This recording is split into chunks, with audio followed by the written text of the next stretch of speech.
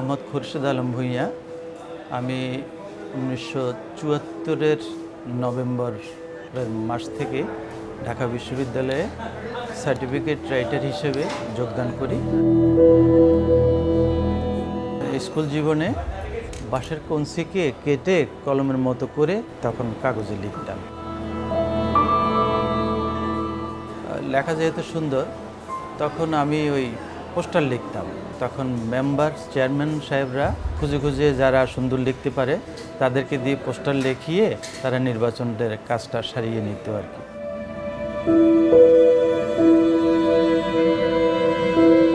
চুয়াত্তরের দুর্ভিক্ষের কথা আমার মতো মানুষেরা হাড়ে হাড়ে টের পেয়েছে, বুঝতে পেরেছে যে তখন কী অভাব ছিল। তখন মাকে বললাম, মা আমরা কি করব? তখন মা বলল, চলো আমরা ঢাকাতে চলে যাই।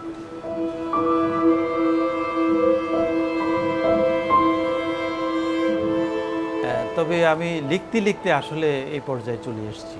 তো সেই হিসেবে আমার খুব গর্ববোধ হয় যে আমি অন্তত নিজের না হোক, আমি আমার দেশের জনগণের সার্টিফিকেট, ভালো ভালো শিক্ষার্থীদের আমি সার্টিফিকেট লিখতে পারতেছি, আমার লেখা যাচ্ছে তাদের কাছে।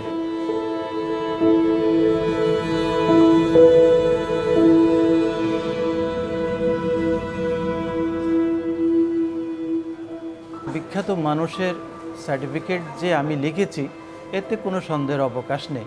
তবে পার্টিকুলারলি কারোর নাম আমার মনে আসছে না। তবে ডক্টর নীলিমা ইব্রাহিম একদিন সার্টিফিকেট বাংলা বিভাগের অধ্যাপিকা ছিলেন। উনি একদিন ওনার সার্টিফিকেট নিতে এসে আমাকে দেখলেন আমি সার্টিফিকেট লিখছি। বিখ্যাত ব্যক্তিদের যদি কিছু হয় তো অফিস থেকে আমাকে স্পেশালি লিখতে দেয়।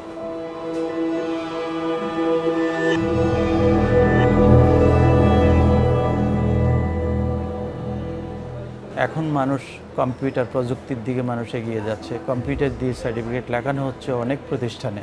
প্রযুক্তি এসে স্থান নিয়ে এনেছে, যে কারণে আমাদের হাতের লেখার অবমূল্যায়ন হচ্ছে। এখন সুন্দর হাতের লেখার জন্য কাউকে নিয়োগ দেওয়া হচ্ছে না। ক্যালিগ্রাফি কোনো পোস্ট তৈরি হচ্ছে না। তো স্বাভাবিকভাবেই বোঝা যাচ্ছে যে আমরা বিলীন হতে যাচ্ছি।